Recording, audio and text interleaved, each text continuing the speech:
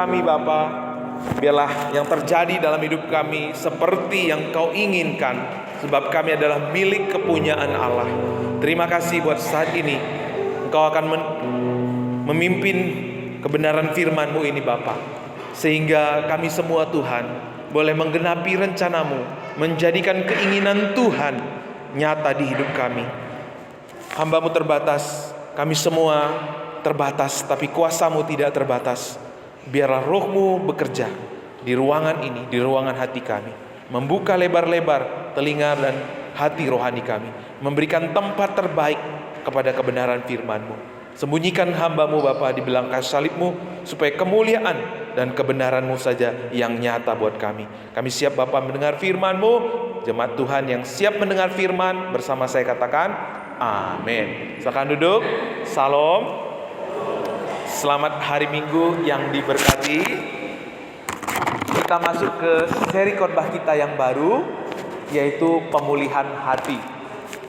Untuk kita memiliki hati yang selaras dengan hati Tuhan, kita butuh hati yang dipulihkan, atau kita harus menjaga hati kita. Amin Bapak Ibu. Ya, siapa di antara Bapak Ibu yang pernah sakit gigi? Pasti rata-rata kita pernah sakit gigi. Sampai ada lagunya, lebih baik sakit gigi ini daripada sakit hati ini, ya kan? Ada lagunya. Tapi saya nggak mau teruskan, nanti Bapak Ibu ketagihan dengan suara saya. Jadi saya nggak perlu teruskan Bapak Ibu. Waktu kita sakit gigi atau sakit perut atau sakit kepala, coba ditawarkan makanan enak, kira-kira kemakan nggak itu? Waktu kita dipuji orang, apa yang terjadi? Ngeledek lo ya, langsung emosi gitu ya. Apalagi kalau ada orang yang macem-macem lewat depan rumah kita, gong gong gong, mana nih golok ini, mana ini golok ini gitu ya. Langsung kita kepingin kejar karena emosi Bapak Ibu. Artinya kalau ada yang sakit, tidak ada yang lebih baik yang bisa dikerjakan oleh sakit itu apa Bapak Ibu?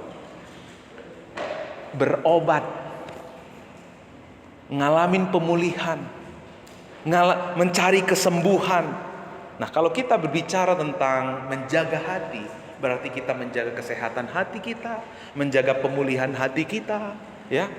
Karena kalau hati kita sakit, lalu kita diminta mengerjakan sesuatu, atau kita diperhadapkan dengan sesuatu, pasti kita akan menimbulkan masalah baru. Dulu Bapak Ibu, Israel sama Iran itu bestie. Ingat peristiwa Ratu Esther menikah dengan Raja Kores? Itu bestie. Ya, Persia ya. Bestie. Pada waktu Israel mau merdeka, Iran habis-habisan mendukung Israel. Pada waktu Iran itu membutuhkan tenaga pelatih untuk perang, untuk bertani, Israel nggak mikir-mikir untuk bantu Iran. Sekarang kok malah berperang? Kenapa? Karena ada pergantian rejim oleh seorang pemimpin diktator yang mabuk dengan agama. Kebencian menguasai hatinya, saudara. Karena nggak menjaga hati, maka terjadilah peperangan besar. Dan semoga tidak terjadi perang dunia 3. Kalau hati kita tidak dijaga Bapak Ibu, apapun yang kita kerjakan pasti jadi masalah. Kalau hati kita nggak sehat, berbuat baik kita pun sama orang lain, suatu hari jadi masalah. Bang Geri ini loh, aku udah bantu, tapi dia lihat aku susah, nggak dia lihat sedikit pun aku, jadi masalah. Apalagi kalau kita nggak berbuat baik, udah pasti bertubi-tubi masalah yang kita hadapi. Kenapa Bapak Ibu? Karena hati itu adalah pusat kehidupan. Karena hati itu adalah lentera hidup. Jagalah hati, jangan kau nodai. Jagalah hati, lentera hidup ini. Kak Tiur saya nggak lanjutin ya Kak ya, nanti ketagihan dengan suara saya. Nah saudaraku yang dikasih Tuhan, kita butuh menjaga hati kita. Colek dulu samping kiri dan kanannya. Kamu harus jaga hati. Ya, kita jaga hati kita. Supaya hati kita terus-menerus mengalami kesembuhan. Supaya hati kita terus mengalami kesehatan yang baik.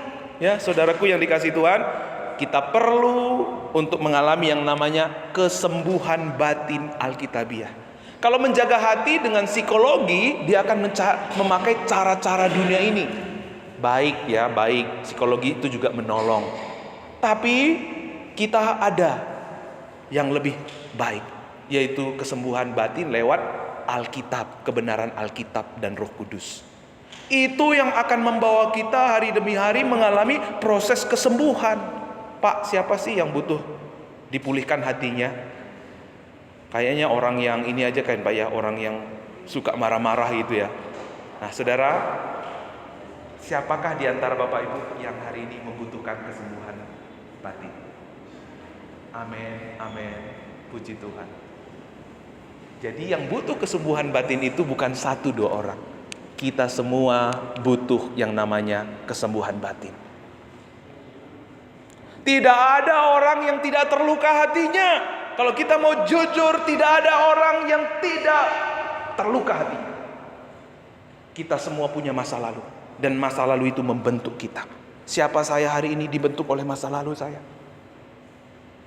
Siapa saudara hari ini dibentuk oleh masa lalu setiap kita? Ya. Karena itu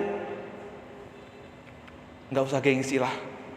Kalau kita berkata aku butuh sembuh Pak, batinku, hatiku. Ada hal yang lebih serius kalau kita jujur Bapak Ibu. Kalau kita gak jujur, ada hal serius yang lebih parah akan terjadi. Tuhan senang kalau kita menyadari keadaan kita. Maka Alkitab berkata di dalam Amsal, jagalah hatimu. Sebab dari situlah apa Bapak Ibu? Terpancar apa? Kehidupan. Hanya hati yang mengalami kesembuhan, yang mengalami pemulihan, yang bisa menerima damai dari Tuhan. Yang bisa berdamai dengan sesamanya.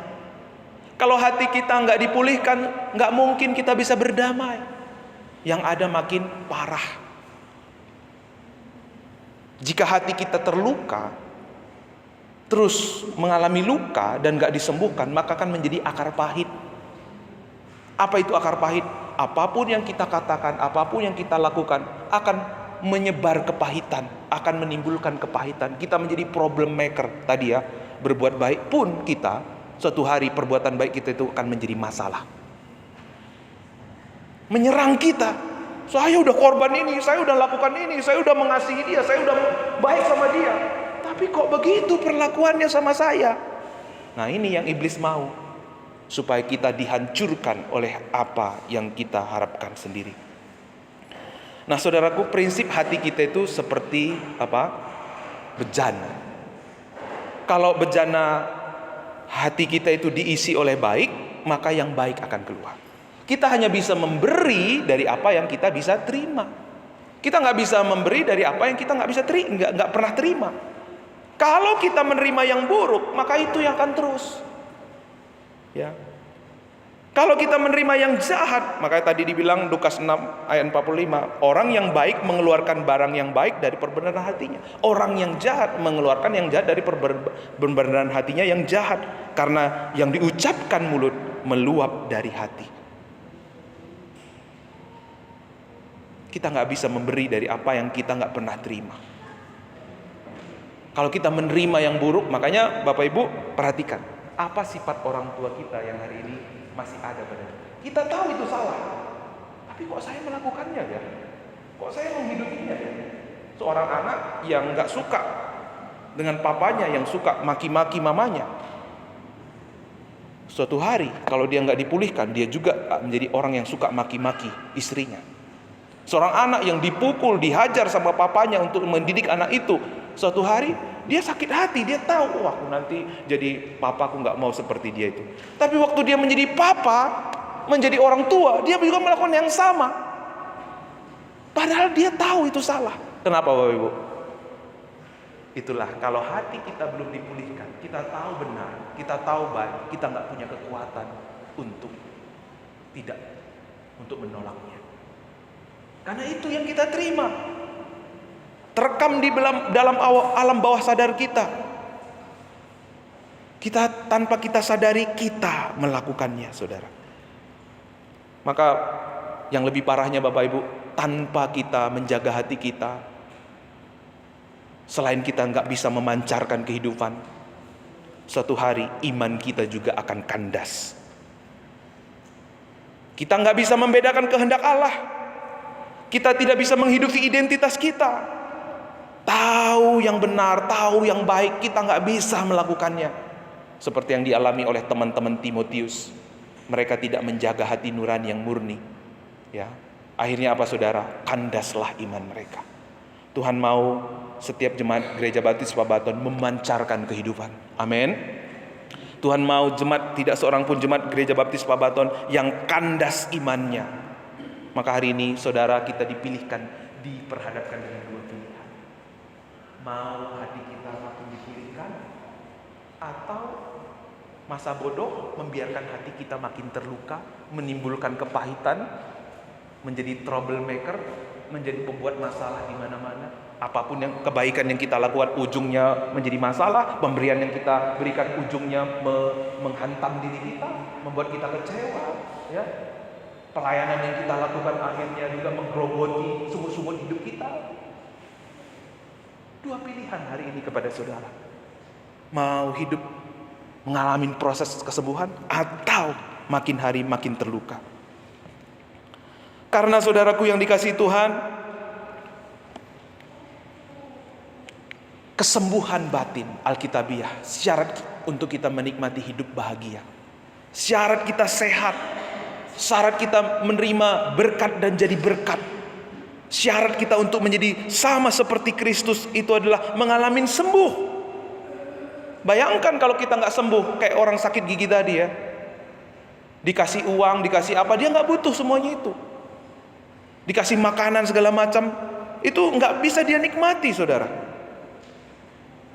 Yang ada makin terluka. Perbuatan baik dipandang sebagai apa? Hal yang mengejek dirinya. Tadi kalau kita baca digambarkan seperti semak duri. Apa yang bisa dihasilkan oleh semak duri? Nggak ada. Yang dihasilkan adalah luka. Setiap orang dekat luka. Setiap kena singgungan terluka. Itulah semak duri, Bapak Ibu. Menimbulkan luka di mana-mana. Mewariskan akar pahit di mana-mana. Oleh sebab itu, Tuhan mau kita jemaat Gereja Baptis Pabaton mengalami sehat, bahagia lewat kesembuhan batin, supaya yang dimanapun kita berada, yang kita tebarkan adalah kebahagiaan. Supaya dimanapun kita berada, yang kita bawa adalah kedamaian. Dimanapun kita berada, yang kita bawa adalah pemulihan dan kesembuhan. Hari demi hari Kristus menjadi nyata di hidup kita. Memang Bapak Ibu Saudaraku yang dikasihi Tuhan, kejatuhan manusia ke dalam dosa itu adalah awal dari kerusakan hati kita. Kita nggak bisa, kita kehilangan gambaran Allah di dalam hidup kita. Kita kehilangan kemuliaan Allah di dalam diri kita. Jadi saudaraku, akhirnya pada waktu manusia jatuh ke dalam dosa, hatinya menjadi rusak. Nah, hati yang rusak ini, hati yang terluka ini digambarkan oleh Yesus lewat perumpamaan anak sulung dan anak bungsu. Pertanyaan buat Bapak Ibu, sebenarnya di antara anak sulung dan anak bungsu, siapa yang terhilang? Yang bungsu bilang, tunjuk tangan. Yang sulung bilang, tunjuk tangan. Yang tidak tahu apa-apa, angkat tangan. Sebenarnya Bapak Ibu, yang terhilang adalah dua-duanya. Dua-duanya mereka ini adalah anak yang terhilang. Pertama Bapak Ibu, anak sulung itu menggambarkan luka dari sisi dengan sisi pasif, ya. Anak sulung ini rajin, Bapak Ibu pasti sudah tahu ceritanya. Rajin, anak yang soleh, terbaik, nggak pernah lalai, ya. Tapi saudaraku, anak yang sulung ini melakukan kebaikan, melakukan kerajinan supaya diakui, diterima, dan dikasihi. Itulah sisi pasif kita. Kita sering melakukan segala sesuatu untuk pengakuan, untuk diterima, untuk layak dikasihi. Lalu sisi yang kedua Bapak Ibu, yaitu sisi aktif yang digambarkan oleh anak bungsu. Anak bungsu ini memanfaatkan apa? Kasih bapaknya. Memanfaatkan pengakuan dan tanggung jawab dari orang tuanya, saudaraku. Dua-dua ini sisi yang ada dalam diri kita. Ada orang lebih cenderung ke sisi pasif, ada orang ke sisi aktif, atau kedua-duanya. Nah, apa yang kita lihat hari ini Bapak Ibu dari anak sulung dan anak bungsu, kita sedang mendiagnosa sakit hati kita, luka hati kita. Kita perlu mendiagnosa di mana kita berada. Bapak Ibu perhatikan, dari sisi aktif, orangnya adalah orang ini sering sekali inferior, rendah diri. Tahu kenapa anak bungsu itu meninggalkan rumah bapaknya? Karena dia merasa tersisihkan. Yang dipuji, yang dipandang selama ini siapa? Anak sulung. Karena anak sulung itu hebat, rajin. Akhirnya dia meminta lalu meninggalkan. Ini sisi aktif ini Bapak Ibu, memanfaatkan kasih sayang, kebaikan. Wah, bapakku kan penuh kasih, aku minta pasti dia nggak marah. Tapi dia mengabaikan perasaan orang lain. Karena apa? Sama saja kalau dia meminta harta warisan kepada orang tuanya, sama saja. Bapak kok nggak mati-mati sih? Aku ini udah perlu warisan, aku pengen happy-happy. Tapi dia nggak peduli, memanfaatkan kasih sayang dari bapaknya. Sebenarnya ia mau meminta uang itu untuk apa Bapak Ibu? Untuk mendapat pengakuan. Dia ajak teman-temannya supaya dia diakui sebagai anak yang hebat, yang ramah, yang baik. Itu yang dia kejar. Tapi anak yang aktif ini Bapak Ibu, dia juga dirundung oleh rasa bersalah. Ketika dia melakukan, dia memuaskan apa yang dia lakukan. Aduh, betapa berdosanya aku. Nah, ini anak yang bungsu. Ada rasa tertekan. Ya, tadi dia memanfaatkan orang lain. Akhirnya di kesepian. Akhirnya orang yang suka memanfaatkan ini suatu hari akan kesepian, ditinggal. Oh, aku nggak mau lah. Kamu suka memanfaatkan aku, kan gitu ya. Orang yang kadang-kadang baik-baik ternyata untuk memanfaatkan, pasti menimbulkan antipati. Ya. Orang yang seperti ini adalah orang yang ketergantungan Bapak Ibu. Dia adalah orang yang bukan lagi tergantung, gak bisa bergantung kepada kebenaran. Dia tergantung kepada siapa yang baik sama dia. Lihat, karakter dari anak bungsu ini mengentertain teman-temannya. Dia juga seperti itu. Dia gak bisa bedakan kalau Bang Guntar melakukan yang benar, tapi Bang Guntar itu gak menguntungkan buat dia. Yang benar pun dia dilakukan oleh Bang Guntar, salah dia bilang. Kenapa? Nggak menguntungkan Bang Guntar buat saya. Tapi ketika Bang Guntar menguntungkan buat saya, salah pun dibuat Bang Guntar, benar buat saya. Nggak bisa objektif, saudara. Dan akhirnya orang yang pasif ini adalah orang akan depresi, bipolar. Dia bingung dengan kehidupannya. Aku udah habis-habisan sama teman-temanku, tapi kok aku sekarang makan aja sulit. Sampai ia mau makan makanan dari babi pun dilarang. Gak boleh, artinya hidupnya lebih rendah daripada binatang. Kita ke sisi pasif Bapak Ibu. Orang yang kecenderungannya dari sisi pasif ini, luka hatinya dari sisi pasif ini adalah orang yang superior. Kepingin selalu terhebat, terkuat gitu ya. Kalau bahasa psikologisnya itu sindrom better than, lebih kepingin diakui lebih dari orang lain ya. Orang yang penuh persaingan, dia melakukan yang baik sebenarnya untuk persaingan gitu ya. Waktu lihat tetangganya beli kompor yang modern, aku harus lebih tinggi dari tetanggaku. Dibeli lagi, persaingan. Dia udah punya mobil apa itu? Motor apa tuh? Aku beli yang lebih bagus lagi. Ia melakukan sesuatu untuk persaingan, saudara.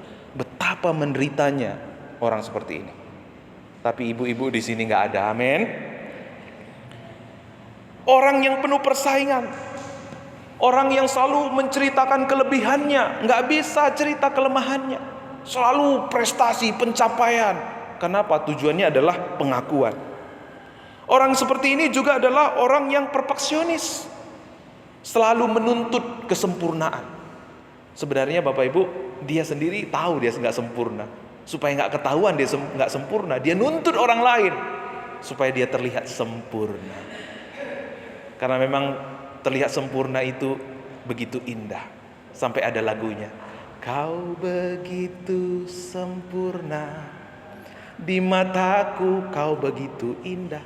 Tapi sebenarnya dengan cara-cara dunia ini bohong, Bapak Ibu. Penuh dengan kepalsuan. Orang yang seperti ini juga adalah orang yang takut. Takut posisinya disingkirkan. Takut, pokoknya takut dengan segala sesuatu. Makanya akhirnya orang seperti ini juga menimbulkan ketakutan kepada orang lain. Lu suka ngancam-ngancam, lu awas lu ya. Kalau kamu nggak dengerin aku, kalau kamu nggak bantu aku bocorkan rahasiamu. Wah, ini ancaman, menyebar ancaman di mana-mana. Orang yang luka secara pasif. Lalu orang yang seperti ini juga adalah baper, sujon, sentimen, ya, serba salah. Orang cerita tentang berkatnya, kamu pamer ya, sombong lu. Tapi waktu orang cerita tentang kekurangannya, kamu mau diperhatikan ya. Serba salah orang seperti ini, Bapak Ibu. Jadi baper, sentimen, sujon. Jadi nggak usah jauh-jauh Bapak Ibu, ini saya. Nggak usah Bapak Ibu deh, ini saya. Begitu sujon, baperan. Kalau Bapak Ibu tanya, ketemu dengan teman-teman saya seperti apa saya dulu di bangku kuliahan awal-awal itu, saya diproses Tuhan di situ, saya diremukkan Tuhan di situ. Semester 4 saya ingat saya beol, bub darah, rambut saya rontok, umurnya belum sampai 25. Sakit mah, sakit tipes, hampir semua diborong. Saudara, kalau kita luka, iblis mau menghancurkan hidup kita dengan luka itu. Kalau hari ini saudara mendengar firman Tuhan ini, karena Tuhan sayang kepada saudara. Karena ini adalah rahasia kehidupan. Rahasia kita memiliki, memancarkan kehidupan. Karena Bapak Ibu, hati kita ini begitu licik. Licik daripada segala sesuatu. Kehidupan iman kita yang belum dewasa akan lahir dari orang-orang yang memiliki hati yang terluka, hati yang jahat. Kita tahu yang baik tapi kita nggak bisa melakukannya. Kita tahu yang benar, kita nggak bisa menghidupinya. Hanya sampai di sini karena ada yang menghalangi alam bawah sadar kita. Tahukah Bapak Ibu, hidup kita lebih ditentukan, lebih diarahkan oleh lebih dari 60% dari alam bawah sadar kita. Kesadaran kita itu hanya mengontrol kita hanya 15%. Lebih dari itu semua dikontrol oleh alam bawah sadar kita. Tadi ya Opung baru cerita, kok saya ngomong kayak gitu ya? Ya itu alam bawah sadar, Pung. Nah, saudaraku yang dikasih Tuhan, Tuhan mau mengganti alam bawah sadar kita yang dirancang oleh iblis, yang dirusak oleh iblis. Karena alam bawah sadar itu bicara tentang apa, Bapak? Hati itu bukan di sini hatinya. Sekarang kita berpikir hati saya gitu, bukan di sini hati. Hati itu ada di sini, di bagian korteks terkecil otak kita. Itu bicara tentang alam bawah sadar. Jadi kalau alam bawah sadar kita dibangun oleh luka-luka masa lalu, maka luka-luka itu yang akan kita nyatakan, kita pancarkan. Biasanya Bapak Ibu, untuk sembuh, orang biasanya melakukan apa? Tahu nggak Biasanya ketika tahu bahwa ada luka hati, ada kekecewaan, ada penyesalan, biasanya orang sikapi dengan apa, Bapak Ibu? Ada orang yang abai. Masa bodoh lah. Yang penting aku masih bisa kerja, aku masih bisa pelihara anak-anakku, istriku, aku masih bisa sekolah, aku masih bisa makan, aku masih bisa bernapas. Itu cuek. Nggak mau tahu dengan sakitnya dia. Ini bayangkan kalau ada orang yang darah tinggi, yang sakit gula, yang mesti harus makan obat tiap hari, tapi dia abai, apa yang akan terjadi, Bapak Ibu? Cari masalah baru, cari penyakit baru. Ada orang juga yang mengatasi luka ini dengan apa? Dengan membabat triggernya, gejalanya yang dibasmi. Seperti rumput yang dipotong itu adalah pohonnya, akhirnya tumbuh lagi. Nah, ini tidak menyelesaikan. Yang perlu kita lakukan, Bapak Ibu, adalah mendiagnosa. Tadi kita sudah ditunjukkan sisi pasif dan sisi aktif. Saudara ada di mana? Kenali diri kita, kenali luka kita. Lalu setelah itu, setelah didiagnosa, Bapak Ibu, kita bawa kepada Tuhan supaya dicabut akarnya. Dengan apa kita mencabut akarnya? Dicabut akar hati yang rusak, hati yang luka, diganti dengan hati yang baru. Makanya di dalam Yeskiel berkata, aku akan memberikan kepadamu apa, Bapak Ibu? Hati yang baru dan roh yang baru di dalam batinmu. Aku akan menjauhkan darimu tubuhmu dari hati yang keras, dan kuberikan kepadamu hati yang taat. Hati yang lama yang sudah dirusak oleh iblis itu kita perlu cabut dari pohon sampai akar-akarnya. Jangan hanya menghilangkan gejalanya, atau jangan kita abai, jangan kita menganggap remeh. Cabut sampai ke akar-akarnya dan biarkan Tuhan mengganti dengan yang baru, dengan hati yang baru. Nah, saudaraku yang dikasihi Tuhan, kesembuhan diperlukan dan hati kita menjadi sehat setelah kita menerima hati yang baru.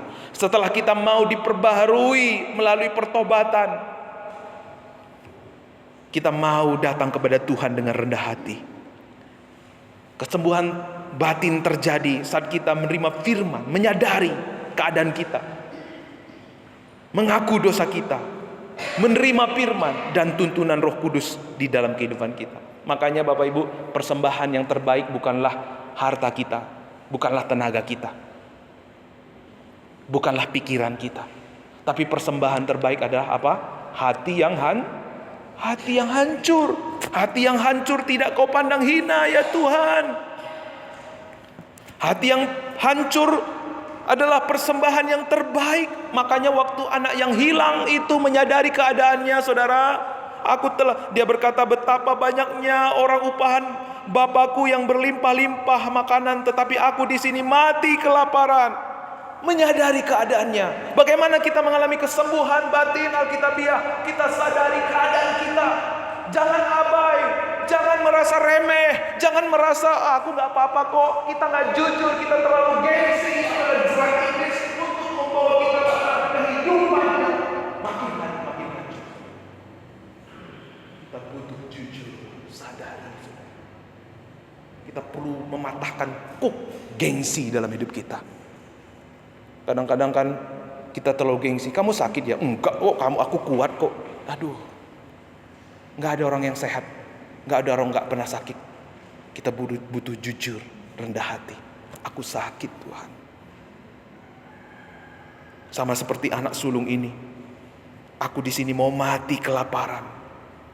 Tuhan, kalau aku tanpamu aku mati Tuhan. Lalu yang kedua, apa yang perlu kita lakukan? Datang kepada Bapa, bangkit dan pergi kepada Bapa. Lalu setelah itu Bapak Ibu, mengaku dosa kita. Aku telah berdosa. Tuhan, kita perlu jujur sama seperti Heman. Aku kecewa Tuhan. Kenapa Tuhan itu mau jujur kepada kita? Kenapa Tuhan itu mau kita doa dengan jujur? Bukan untuk kepentingan Tuhan, tapi waktu kita jujur, kita terbuka, disitulah Tuhan memulihkan kita. Karena ada satu statement, keterbukaan adalah awal dari pemulihan. Kalau Bapak Ibu luka, tapi disimpan-simpan lukanya, yang ada adalah makin parah. Tapi kita butuh terbuka. Pak, saya luka Pak, tolong saya Pak, diobatin. Memang sakit, memang nggak enak, papa kita pasti bilang, makanya kan papa bilang kalau main pisau itu nggak perlu, yang kamu kan punya mainan. Jadi luka kan, memang nggak enak Bapak Ibu. Tapi waktu kita jujur, terbuka, papa kita kasih kita obat, lalu kita sembuh. Amin. Jujur, mengaku dosa kita. Lalu setelah anak yang bungsu ini menyadari keadaannya, ia mengaku dosa, ia datang kepada Bapa, mengakui dosanya. Disitulah dikatakan maka lalu tergeraklah hatinya oleh belas kasihan ayahnya itu, berlari mendapatkan lalu merangkul, mencium dia. Saudara, apapun kekurangan kita, kekesalan kita, jujur di hadapan Tuhan. Sama seperti anak yang bungsu, dia datang kepada bapaknya dengan membawa semua masa lalunya, kegagalannya, bau badannya. Tapi lihat, bapaknya datang dari jauh, udah ditunggu-tunggu, dari jauh udah dilihat. Dia nggak diam, dia nggak cuek, tapi dia berlari, anakku. Dia peluk anaknya. Segala kegagalannya, segala dosanya, segala kehinanya dipeluk. Dia abai dengan baunya, dia abai dengan segala kesalahan masa lalu. Itulah Bapak saudara dan Bapak saya. Dia Bapak yang penuh kasih. Dia kasih yang kita cari-cari selama ini. Dan puji Tuhan, ketika anak yang bungsu itu menyadari keadaannya, ia dipulihkan. Ia tidak lagi anak-anak. Kalau Bapak Ibu baca dalam bahasa asli, anak sulung dan anak bungsu ini disebut huios, anak-anak. Anak-anak itu belum bisa dipercaya. Tapi ketika anak ini, si bungsu ini, meskipun dia lebih kecil, meskipun dia adekan, ketika dia menyadari keadaannya, namanya bukan lagi anak-anak, tapi dia adalah anak yang akil balik, anak yang dapat dipercaya. Makanya waktu dia pulang ke rumah bapaknya, dia potongin lembu tambun, dia berikan cincin, dia berikan jubah, dia berikan sepatu. Dia kembalikan posisinya. Kenapa saudara? Karena dia sudah bisa dipercaya. Kalau kita sembuh dari luka kita, kalau kita mengalami proses kesembuhan dalam hidup kita, maka saudara dan saya adalah orang-orang yang dipercaya Tuhan. Amin. Siapa yang akan menggenapi rencana Tuhan? Siapa akan melihat karya Tuhan dalam hidupnya? Orang-orang yang bisa dipercaya. Tapi anak yang sulung tidak pernah dipercaya. Yang ada di dalam hatinya adalah komplain. Yang ada dalam hatinya adalah sungut-sungut. Papa ini loh, udah baru saja pulang, anak yang sulung bungsu itu yang sudah menghabiskan harta papa. Papa udah buat pesta besar, papa udah potongin lembu tambun, aku gak pernah, kambing saja gak pernah papa potongin. Jadi saudara, akhirnya yang tetap terhilang adalah anak sulung. Dan anak sulung ini menggambarkan orang-orang Parisi yang gak pernah bertobat. Orang-orang Parisi yang merasa benar, tapi tidak pernah mengalami pertobatan saudara.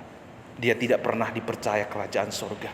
Tahu kebenaran, tapi tidak melakukannya. Makanya minggu yang lalu Bapak Ibu, kalau Bapak Ibu ingat doa Paulus. Paulus tidak berdoa bagaimana jemaat Efesus itu diberkati, setia melayani. Tapi Paulus berdoa supaya jemaat Efesus mengalami kekayaan kemuliaan Allah yang menguatkan oleh rohnya saudara. Karena kerja keras kita hari ini Bapak Ibu bukanlah bagaimana kita diberkati, bukanlah bagaimana kita dipakai Tuhan, bukan bagaimana kita ini menjadi orang-orang yang menggenapi rencana Tuhan. Kerja keras kita adalah bagaimana kita hidup di dalam kasih karunia Tuhan, menghidupi identitas kita, dan kasih-Nya lah yang memulihkan hati kita.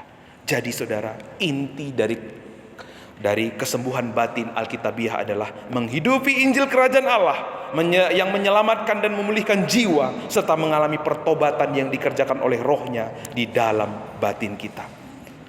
Karena hanya ketika itulah kita akan menjadi anak-anak yang dewasa, yang siap dipercaya. Yang setuju katakan amin.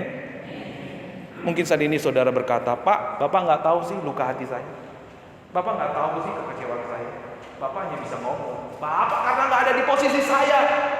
Benar saudara, benar. Tapi hari ini saya kasih tahu, ada seorang yang mengalami, yang paling tidak layak mengalami kehancuran, yang paling tidak layak mengalami luka, tapi ia mau terluka. Ia ditolak oleh umatnya sendiri. Yesus dihianati oleh muridnya sendiri. Yesus disalibkan bukan karena kesalahannya. Supaya apa, saudara? Supaya hari ini saudara yang merasa tertolak, supaya hari ini kita yang merasa terluka, tidak kalah, tidak tenggelam dalam luka dan kekecewaan kita. Karena Dia sudah menang. Dia datang ke dunia supaya kita tahu Dia yang mengerti keadaan kita. Hanya kasih-Nya yang sanggup memulihkan kita. Saudara, saya adalah orang yang sangat banyak luka dalam hidup saya. Dari kecil saya dihakimi. Dari kecil saya ditolak, saudara. Orang tua saya yang mereka gak sukai, tapi saya yang ditolak. Saya begitu menderita, saudara. Banyak sakit, banyak hal-hal yang sulit saya pahami. Tapi kasih Kristus mengubahkan saya. Dan hari ini pun kasih Kristus, kasih yang sama tetap bekerja untuk mengubahkan setiap kita. Pertanyaannya adalah bukan seberapa besar luka Bapak. Pertanyaannya bukan seberapa serius sakit hati kita, Ibu. Tapi seberapa mau kita rendah hati berjuang, menyadari Tuhan, aku butuh Engkau. Aku menderita dengan keadaanku saat ini. Aku sulit dengan luka-lukaku saat ini. Aku butuh Engkau.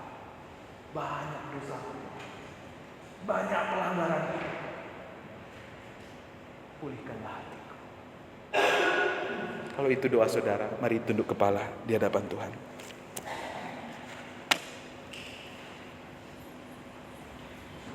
Mari jujur di hadapan Tuhan tentang keadaan kita.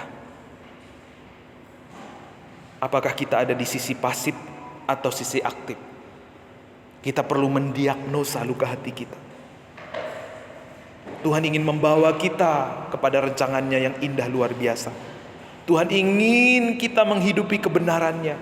Tuhan ingin kita memiliki kehidupan yang berlimpah-limpah. Kehidupan yang diberkati karena Dia datang ke dunia supaya kita mempunyai hidup dan mempunyai dalam segala kelimpahan. Tapi ada satu penghalang. Luka hati kita sering sekali membuat kita salah pengertian. Luka hati kita sering sekali membuat kita salah jalan. Kita perlu mengganti alam bawah sadar kita dengan pengalaman yang baru bersama dengan Tuhan. Karena hanya Dia yang mampu memberi kita hati yang baru. Karena hanya Dia yang mampu menyembuhkan kita dengan bilur-bilurnya. Ia berkata, saudara, jangan takut. Ia berkata, aku datang supaya mereka mempunyai hidup. Ia datang damai sejahtera bagimu. Ia datang supaya kita menikmati kehidupan yang berkemenangan. Maukah saudara hari ini datang kepada Tuhan? Mengaku menyadari keadaanmu, mengaku dosamu, merendahkan diri, membawa hati yang hancur, dan menerima pengampunan dari Dia.